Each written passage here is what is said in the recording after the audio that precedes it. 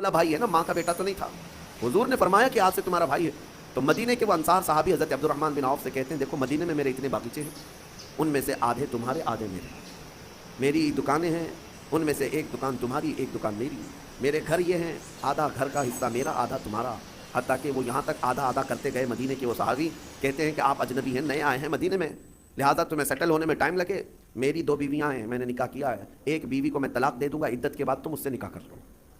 यानी हर चीज़ में उन्होंने तकसीम कर दिया।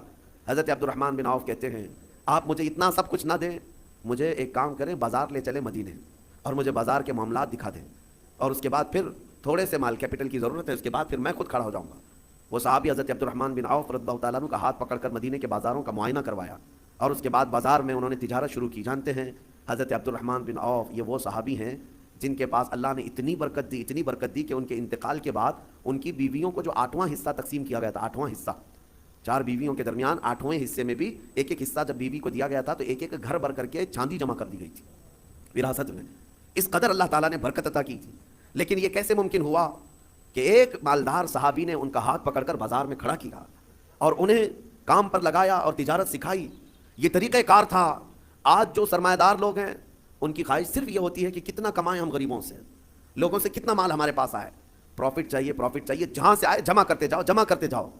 कभी ये क्यों नहीं सोचता कोई कि जिनसे हमने खूब कमाया है उन पर हम थोड़ा खर्च भी करें, उनके मसालिह के लिए, उनके कामों के लिए। हम बड़े बड़े पूंजीपतियाँ जितने हैं हमारे मुल्क में, तो वो बड़े लोग हैं जो दुनिया के टॉप लेवल पर आते हैं, वर्ल्ड के सबसे मालदार लोगों में आते हैं, लेकिन उनका गरीबों में हिस्सा क्या है? जा करके देख लो, कुछ भी नहीं होगा, बल्कि लूट मार के अलावा कुछ नहीं है, लूट खसोट के अलावा कुछ नहीं है।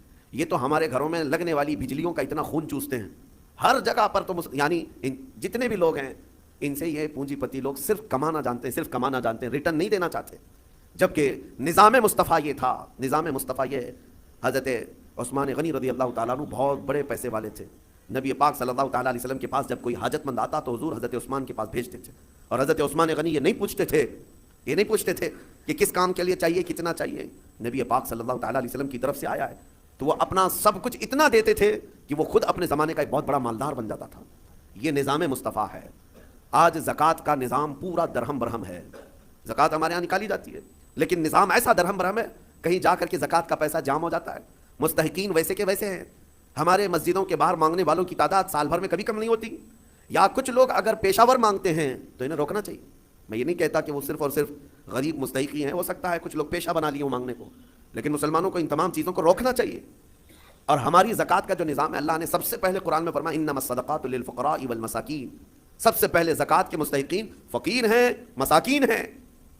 और फिर ये जो मदारिस का है, मदरसों को ज़कात, इनका नंबर कुरान पाक में सबसे आखिर में है, फ़ी सबीलिल्लाह, यानी जो अल्लाह की राह में हैं वो तालिब इल्म है। हाँ, अगर वो मुस्तहिक गरीब है, फ़कीर है, तो ठीक है, वो भी नंबर 1 पर ज़कात ले सकता है। लेकिन आज हमारे लोगों में एक जहन में ये बात बैठी है कि ज़कात सिर्फ और सिर्फ एक जगह जो मदरसों को दी जाती यही है, वो एक हिस्सा है। आप ज़रूर दें, जो मुस्तहिक इदारे हैं, वो दीन का निज़ाम चला रहे हैं, ज़रूर दें, लेकिन आप आस पास कभी नज़र नहीं करते, अपने इर्द गिर्द नज़र नहीं करते। कुरान पाक में उन फ़कीरों का जिक्र किया गया है कि जो शर्म के मारे तुमसे मांगते नहीं, वो हकीकत में फ़कीर है। हया की वजह से तुम्हारे पास हाथ नहीं फैलाते, वो हकीकत में फ़कीर है, और उनको देने पर अल्लाह ने तुम्हारे बहुत बड़े अजर का वादा फरमाया। ये एहसास आपको खुद को होना चाहिए।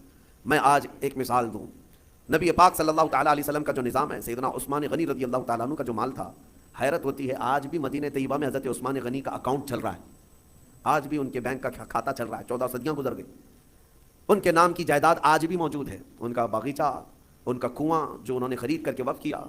जिसके पास माल है वो अगर अपने सरमाए को रिटर्न कौम तक पेश करता है तो इसका मतलब ये नहीं है कि उसका सरमाया कम हो जाएगा। तारीख की सच्चाइयाँ बता रही हैं, 14 सेंचुरियाँ गुजर गई लेकिन उनके माल में अभी भी कमी नहीं है। मदीना तैयबा में उनके नाम की पूरी होटल भी है, वक्फ उस्मान बिन अफ़्फ़ान।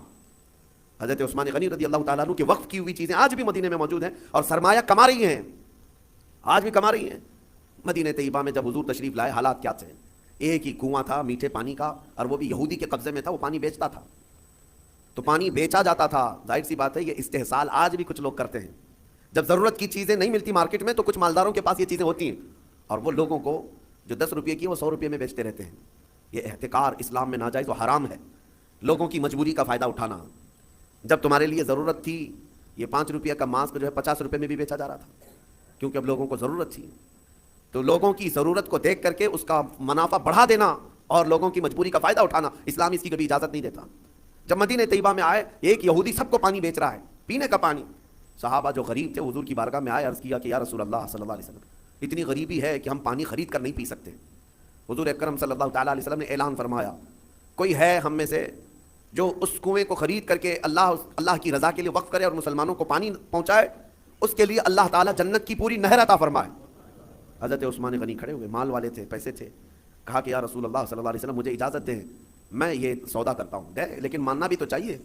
جو مالک ہے کنویں کا اس کے پاس آیا، یہودی تھا، اس سے کہا تو یہ کنواں مجھے بیچ دے، اور ریٹ لگانا شروع کیا، کتنا جو تھا ہی نہیں اس وقت کا ریٹ۔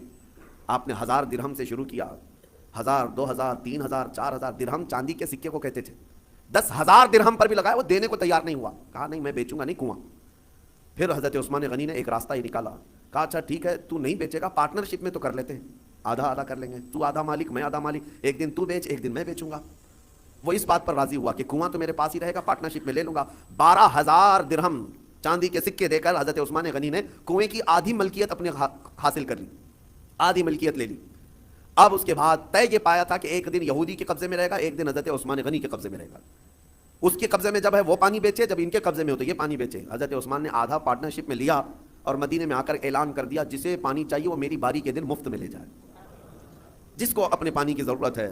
مدینے کے غربا مساکین اور سب اہل مدینہ حضرت عثمان کی باری کا انتظار کرتے، جس دن ان کی باری ہوتی سب پانی لے لیتے، اور جب یہودی کی باری ہوتی وہ مکھیاں مارتا بیٹھتا، کون خریدتا؟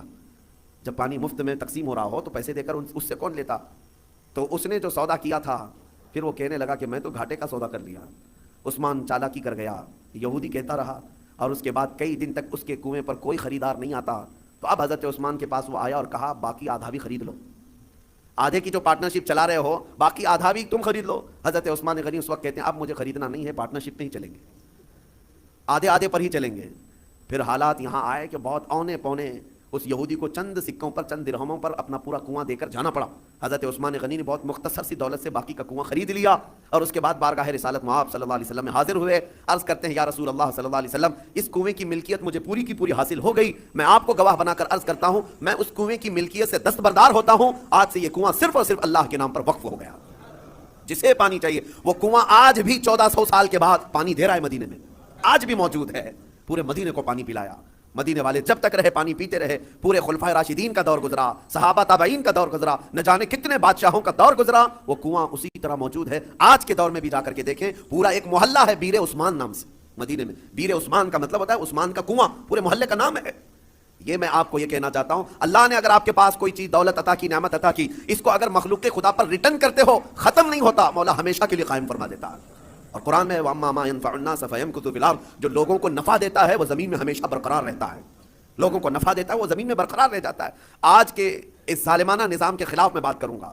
اقوام متحدہ UN کی رپورٹ کے اعتبار سے، ابھی پچھلے سال کی بات کر رہا ہوں، 2022 میں تقریباً 53 کنٹریز ایسی ہیں جس میں 11.5 کروڑ لوگ صرف بھوک کی وجہ سے مرے ہیں۔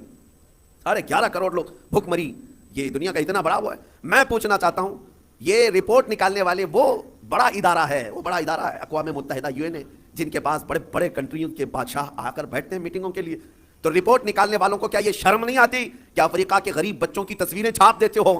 عربوں کی سونے کی کرسی کو کبھی کیوں نہیں لا کر کے پوچھتے کہ تمہارا ایک لقمہ ان کی زندگی بناتا ہے؟ کیوں نہیں پوچھا جاتا؟ دنیا میں یہ نظام نہیں ہے۔ دنیا آج مالداری کے حصول میں اور کمپٹیشن میں اتنی آگے بڑھ رہی ہے، ہر کوئی مال میں کمپٹیشن کرنا چاہ رہا ہے۔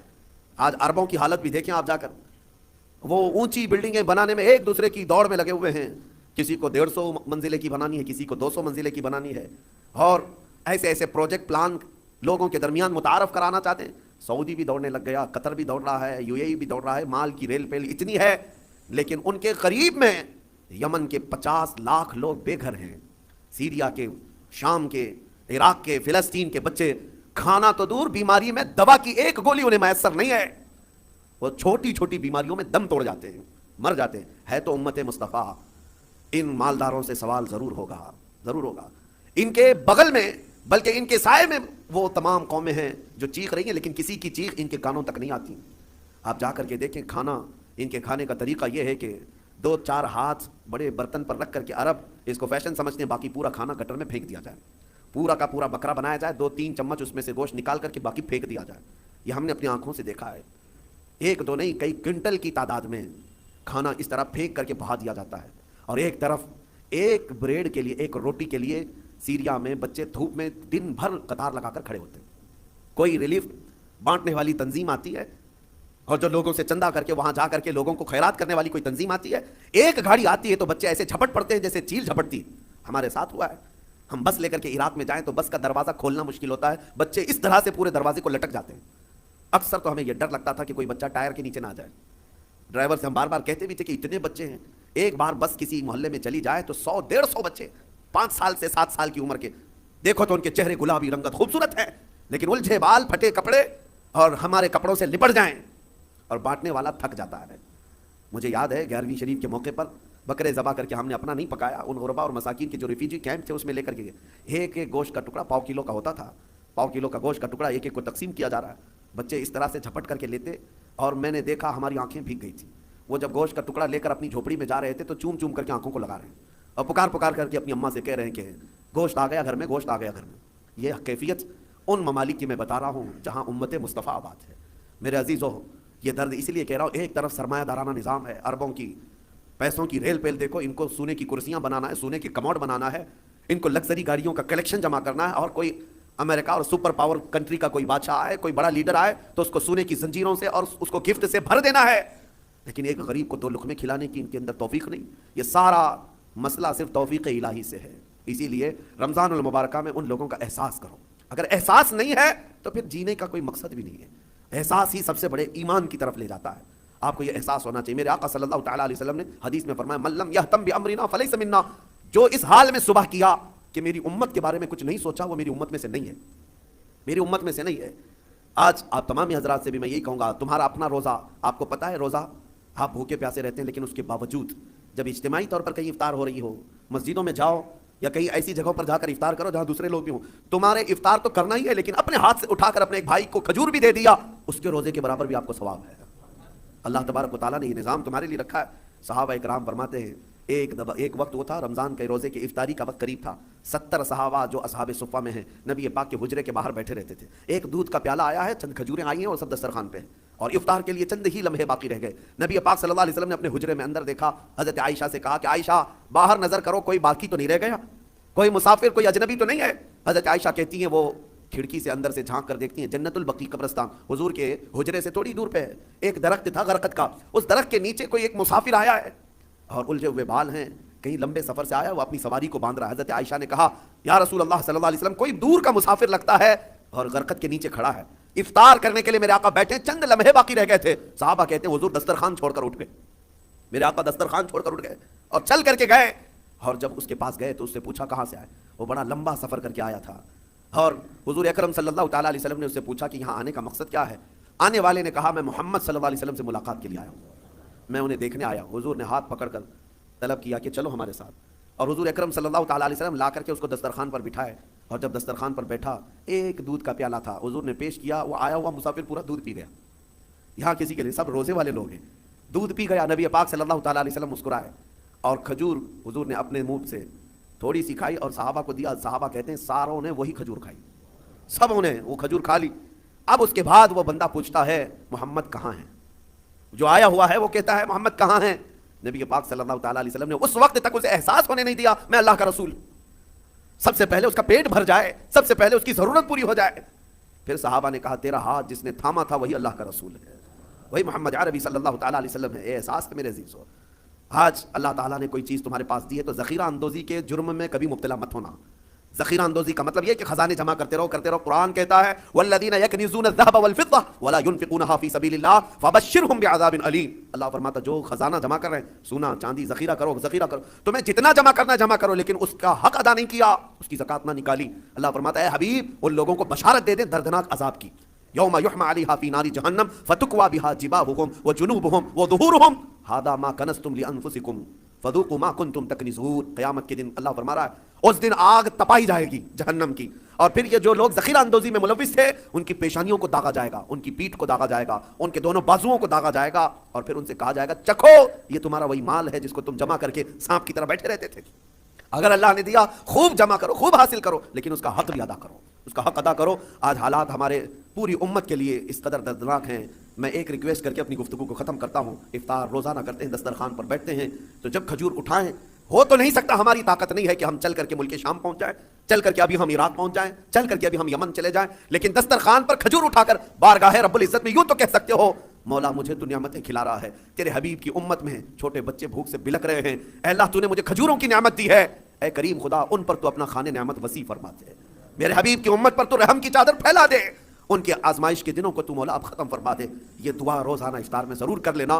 اس لیے میں کہہ رہا ہوں کہ اگر تمہارے دل میں احساس بھی پیدا ہوا، قیامت کے دن یہ نیت بھی دیکھی جائے گی کہ یہ چل کر کے تو نہیں گیا، لیکن ان کے درد کا درد یہ یہاں بیٹھ کر کے بھی محسوس کرتا تھا، اس کی بھی بخشش کی جائے گی۔ اللہ کریم رمضان المبارکہ کی ان خیر والی ساعتوں میں ان تمام غریب امت مصطفیٰ پر رحم و کرم کی بارش نازل فرمائے، مولا ان سب کو امن کی سانسیں عطا فرمائے۔ رب ذوالجلال اس پاک مہینے میں